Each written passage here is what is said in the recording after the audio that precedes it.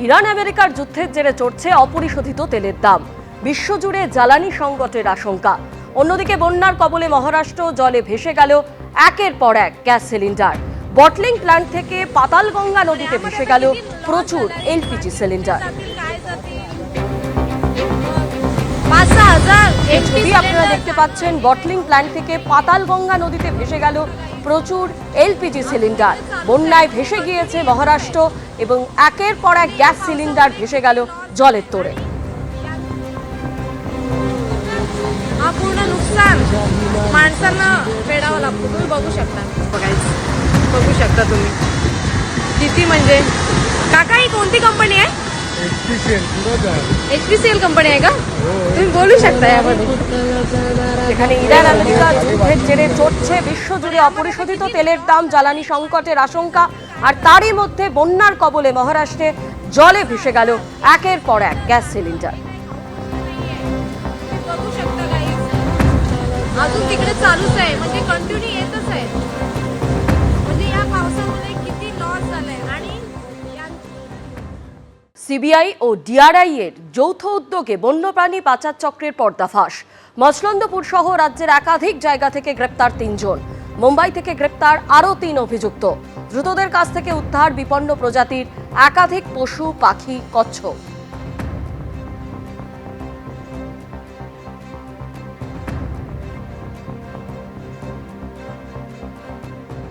নবান্নে মুখ্যমন্ত্রীর সঙ্গে বৈঠক প্রসেনজিৎ চট্টোপাধ্যায়। মুখ্যমন্ত্রীর সঙ্গে কোনো রাজনৈতিক আলোচনা হয়নি, আমাদের ইন্ডাস্ট্রি নিয়ে কথা হয়েছে। মুখ্যমন্ত্রীর সঙ্গে বৈঠকের পর দাবি করলেন প্রসেনজিৎ চট্টোপাধ্যায়। সোমবার প্রসেনজিৎ চট্টোপাধ্যায়ের বাড়িতে যান অমিত শাহ। অমিত শাহের সঙ্গে সাক্ষাতের পর শুভেন্দু অধিকারীর কাছে যান প্রসেনজিৎ চট্টোপাধ্যায়। 24শে জুলাই পশ্চিমবঙ্গ থেকে রাজ্যসভার 3 আসনে উপনির্বাচন রয়েছে। রাজ্যসভার উপনির্বাচনের আগে অমিত শাহ এবং শুভেন্দু অধিকারীর সঙ্গে প্রসেনজিৎ চট্টোপাধ্যায়ের সাক্ষাৎ দিয়ে জল্পনা শুরু হয়েছে। সেদিন আমার বাড়ি গেছিলেন, তোমরা সবাই জানো।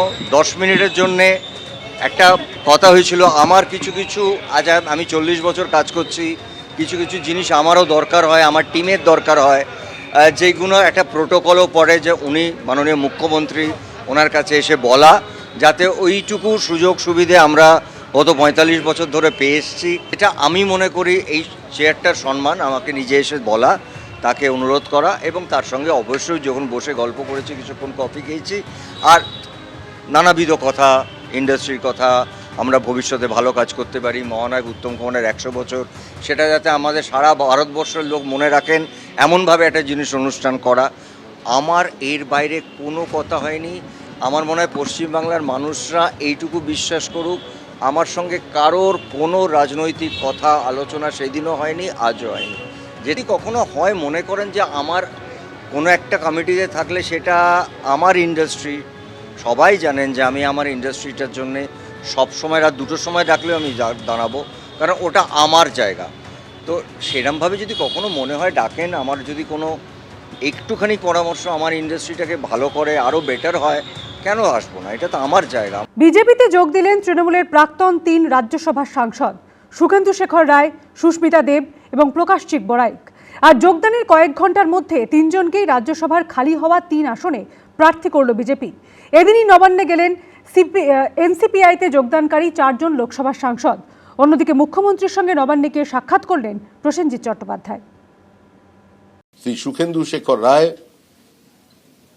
শ্রীমতী সুস্মিতা দেব এবং প্রকাশচিক বড়াইক, এই 3 জন তারা আমাদের দলে যোগদান করছেন। একদা 3 জনই তৃণমূলে ছিলেন, এবার একসঙ্গে বিজেপিতে যোগ দিলেন। বিকেলে পদ্ম পতাকা হাতে তুললেন। রাতে 3 জনই রাজ্যসভার প্রার্থী হলেন। আগে তৃণমূলের রাজ্যসভার সাংসদ ছিলেন, এবার বিজেপির রাজ্যসভার সাংসদ হওয়া নিছকই সময়ের অপেক্ষা।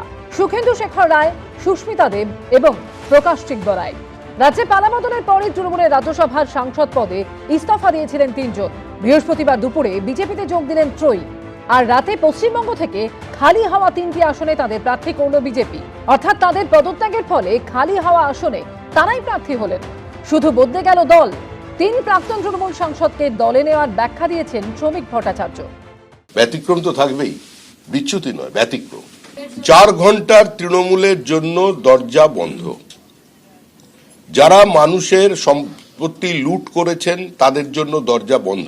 স্পষ্ট করে এটা বলেছিলাম, যারা চাকরি বিক্রি করেননি, চাকরি কেনেননি, সিন্ডিকেটে অংশগ্রহণ করেননি, যারা টেন্টেড নন, যারা অপ্রাসঙ্গিক মমতা বন্দ্যোপাধ্যায়কে প্রাসঙ্গিক করবার জন্য বিপরীত পরিস্থিতিতে নিজের ঘাম রক্ত দিয়ে দেওয়ালে ঘাসফুল চিহ্ন এঁকেছিলেন, তাদের কাছে আহ্বান জানিয়েছিলাম। বিজেপিতে যোগ দিয়ে সুস্মিতা দেব নরেন্দ্র মোদীর প্রশংসা করলেন, আর সুখেন্দু শেখর রায়ের গলায় শোনা গেল মমতা বন্দ্যোপাধ্যায়ের সমালোচনা। जब आरजीकर कांड घटा, सारा बंगाल की आम जनता सड़क पे आ गई, लाखों की संख्या में। ये लोग राजनीति के साथ सब जुड़े हुए नहीं थे। And the chief executive who can not read the writing on the wall, she is finished, his party is over. মোদিজির সমালোচনা অনেকেই করে, কিন্তু ইট ক্যানট বি ডিনাইড যে last man standing, last mile delivery is excellent.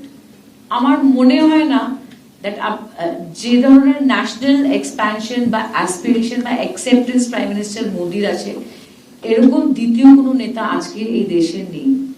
একদা দলীয় সতীর্থদের বিজেপিতে যোগ দেওয়া নিয়ে কটাক্ষের সুর শোনা গেল কালীঘাট তৃণমূলের সাংসদ সৌগত রায়ের গলায়। এটাই তো হওয়ার ছিল। এই যে প্রথমে তৃণমূলের বিরুদ্ধে বলা, তারপরে তো যোগদান করার ছিল। এটা যোগদান মেলা হলো। সুখেন্দু তো অমিত শাহকে গিয়ে ওর বাবার লেখার চিঠি দিয়ে এসছে। এদের কোনো নীতি নেই। মানুষ এগুলো বিচার করবে যে কারা কিছুটা নীতিনিষ্ঠতা দেখাচ্ছে। পশ্চিমবঙ্গ বিধানসভায় বিজেপির যা শক্তি, তাতে 3 জনেরই রাজ্যসভায় নির্বাচিত হওয়া নিশ্চিত। শিবাশিস মৌলিক, সৌমিত্র রায় ও ব্রতদীপ ভট্টাচার্য রিপোর্ট, এবিপি আনন্দ। দালালরাজ মুক্ত করতে হবে হাসপাতালগুলিকে, কন্ট্রোল রুম থেকে চলবে নজরদারি। স্বাস্থ্য ভবনে গিয়ে ঘোষণা মুখ্যমন্ত্রী শুভেন্দু অধিকারী। তিনি জানালেন, নিউ টাউনে আদানি গ্রুপ তৈরি করছে 2000 বেডের আন্তর্জাতিক হাসপাতাল। এই কন্ট্রোল রুমটাকে লাইভ মনিটর এই জন্য করা হয়েছে ব্রোকারদের হাঁটানো। নবান্ন যাওয়ার পথে স্বাস্থ্য ভবনে সারপ্রাইজ ভিজিট। বেরোনোর সময় জানালেন, রাজ্যের সরকারি চিকিৎসা ব্যবস্থার খোল নলছে বদলে ফেলার পরিকল্পনার কথা। সরকারি হাসপাতালগুলিকে দালাল রোগের হাত থেকে মুক্ত করতে কড়া বার্তা দিলেন মুখ্যমন্ত্রী।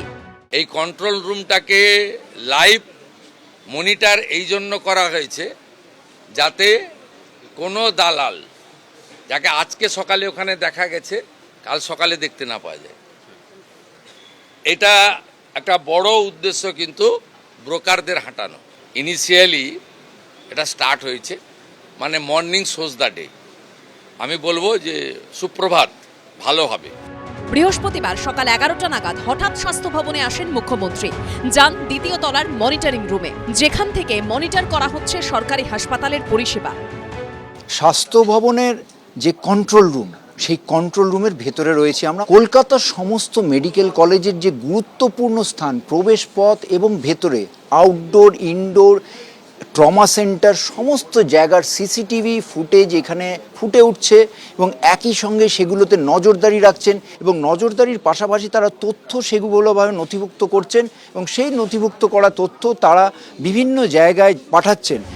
মুখ্যমন্ত্রীর সঙ্গে ছিলেন স্বাস্থ্যমন্ত্রী শারদ মুখোপাধ্যায়, স্বাস্থ্য প্রতিমন্ত্রী সুমনা সরকার। প্রশাসন সূত্রে খবর, চলতি মাসের মধ্যে মহকুমা স্তরের সব সরকারি হাসপাতালকে এই মনিটরিং সিস্টেমের আওতায় আনা হবে।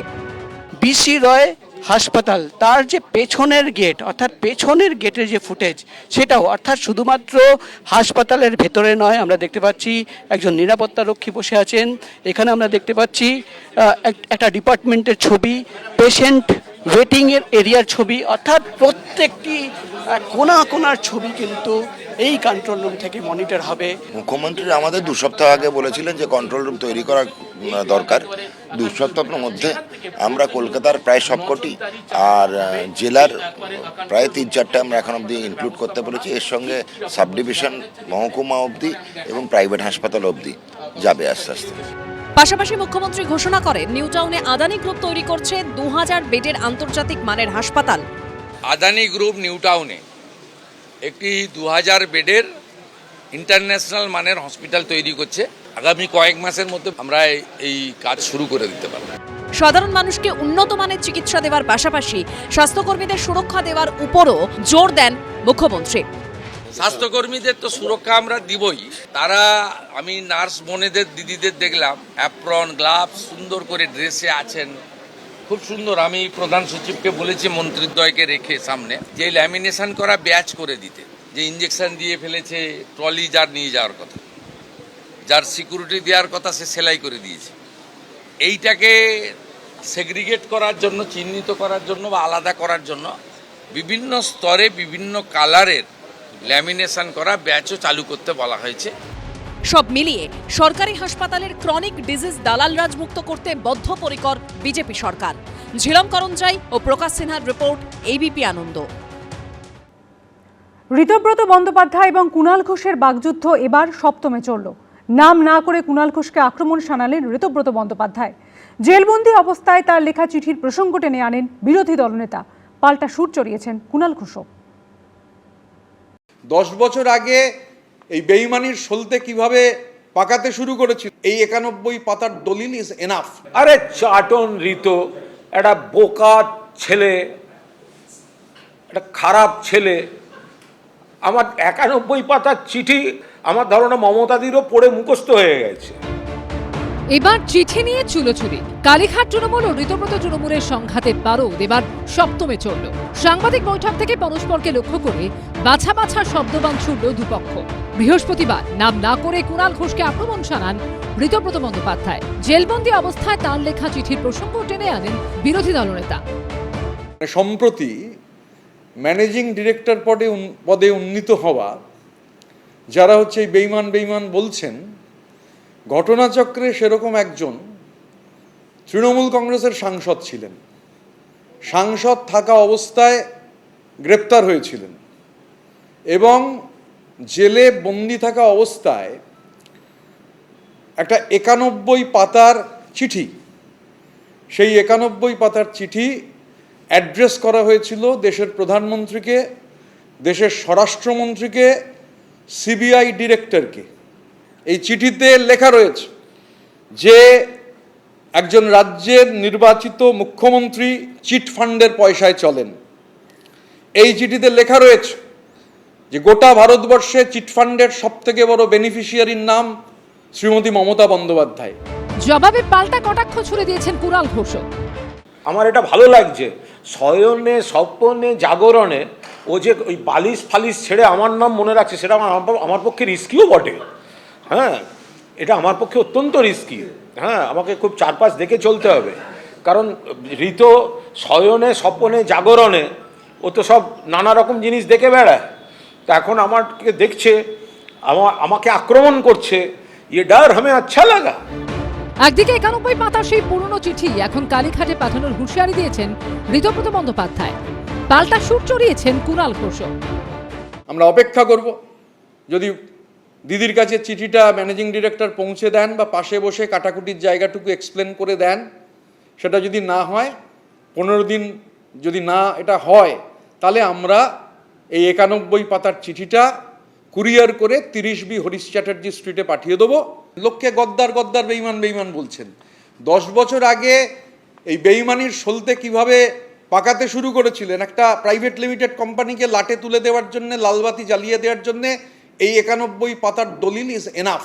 আমার 91 পাতার চিঠি, ওগুলোর সঙ্গে নতুনের কোনো আমার বাড়িতেও দিস্তে আছে। আমার ধারণা মমতাদিরও পড়ে মুখস্থ হয়ে গেছে। আমার অভিযোগ ছিল, তার মধ্যে আসল লোকটি মারা গেছে, আমি আর নাম বলতে চাই না, মৃত লোককে আর কত গালাগাল দেবো। আমি এখানে অভিযোগ করেছি, তার মানে তো এটাও মানতে হবে চাটন ঋতু যে Kunal Ghosh was the first whistle blower. যদি ওই চিঠিকে মান্যতা দিতে হয়, তাহলে তোমরা কিসের বিপ্লবী? হ্যাঁ, কিসের বিপ্লবী? কুণাল ঘোষ একা জেলের মধ্যে থেকে বিপ্লব করে গেছিল। কোথায় ছিলে ভাই তোমরা তখন? দল প্রতীক তহবিল নিয়ে কালীঘাট তৃণমূল ও ঋতব্রত তৃণমূলের দড়ি টানাটানি এখন চরমে। সেই লড়াইয়ে নতুন মাত্রা যোগ করল বৃহস্পতিবারের বাগযুদ্ধ। আশাবুল হোসেনের রিপোর্ট, এবিপি আনন্দ, কলকাতা। পুলিশ হেফাজতে থাকা তৃণমূল নেতা সব্যসাচী দত্তের বিরুদ্ধে এবার সামনে এলো নতুন অভিযোগ। আদালতে রিপোর্ট দিয়ে পুলিশ জানালো, 86 বছরের এক বৃদ্ধর বাড়ি দখল করে তারপর সেই বাড়ি ফিরিয়ে দেওয়ার জন্য 46 লক্ষ টাকা নিয়েছিলেন সব্যসাচী দত্ত। এছাড়া চাকরি দেওয়ার নামেও তিনি লক্ষ লক্ষ টাকা তুলেছেন বলে আদালতে জানিয়েছে পুলিশ। তোলাবাজির অভিযোগে গ্রেফতার হয়ে হাজতে তৃণমূল নেতা সব্যসাচী দত্ত। বিধাননগর পুরসভার প্রাক্তন চেয়ারম্যানের কোটি কোটি টাকা ও রত্নের খাজানার হদিশ মেলেছে বলে পুলিশ জানিয়েছে। আদালতে তোলার সময় বারবার তাকে লক্ষ্য করে উড়ে এসেছে ডিম।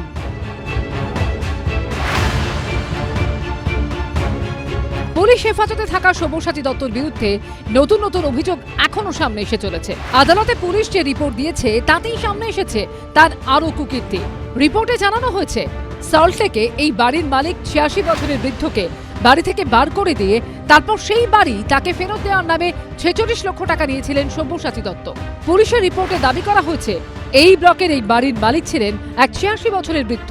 তাকে বাড়ি থেকে বার করে বাড়ি দখল করে নেন সব্যসাচী দত্ত। বাড়ির এক অংশে এক রিকশা চালক এবং আরেকটি অংশে এক মুড়ি বিক্রেতাকে বসিয়ে দেন তিনি। এরপর বৃদ্ধকে তারই বাড়ি ফেরত দেওয়ার জন্য তারা 46 লক্ষ টাকা দাবি করেন। কষ্ট করে তৈরি করা বাড়ি ফেরত পেতে বাধ্য হয়ে সেই টাকা দেন 86 বছরের বৃদ্ধ। তবে তারপরও ভয়ে নিজের বাড়িতে আসতে পারেননি তারা। সব্যসাচী দত্ত এই যে টাকা, যে মুড়ি বিক্রেতা এবং রিক্সাওয়ালা যে 46 লক্ষ টাকা নিলেন, সেই টাকা নেওয়ার পেছনে কিন্তু সব্যসাচী দত্তের ইনস্ট্রাকশন রয়েছে এবং এই টাকা যে ট্রানজ্যাকশন হয়েছে সেই সংক্রান্ত যাবতীয় যে ডিটেলস সেটাও ইতিমধ্যেই পুলিশ আধিকারিকদের হাতে এসেছে। সল্টলেকের বিভিন্ন জায়গায় সব্যসাচী দত্তের তোলাবাজির ছবি ধরা পড়ছে। আদালতে রিপোর্ট দিয়ে পুলিশ আরও জানিয়েছে চাকরি দেওয়ার নামেও 8 লক্ষ টাকা তুলেছিলেন সব্যসাচী দত্ত। বেশ কিছু ভিকটিম আমরা পেয়েছি যাদের থেকে বিভিন্ন নাম করে টাকা নেওয়া হয়েছে, যেমন বিধাননগরের এক বয়স্ক ভদ্রলোকের বাড়িতে থেকে ওনাকে সরিয়ে দিয়ে বিতাড়িত করে তারপর সেই বাড়িটা একজন রিক্সাওয়ালাকে ঢুকিয়ে দেওয়া হয় এবং সাবসিকুয়েন্টলি তার থেকে টাকা পয়সা নেওয়া হয়, নিয়ে তারপর ওখানে ওনার বাড়ির রিপোজিশন দেওয়া হয়। এগুলো নিয়ে ইনভেস্টিগেশন চলছে, আর্লি স্টেজ বলার ডিটেলসে যাবে না। অভিযোগ এখনো সব্যসাচী দত্তর অনুগামীরা মামলা তুলে নিতে অনেককে হুমকি দিচ্ছেন। পুলিশ তদন্তে নেমে সবটাই খতিয়ে দেখছে। ময়ূর ঠাকুর চক্রবর্তী রিপোর্ট, এবিপি আনন্দ। এবিপি আনন্দ, এগিয়ে থাকে, এগিয়ে রাখে।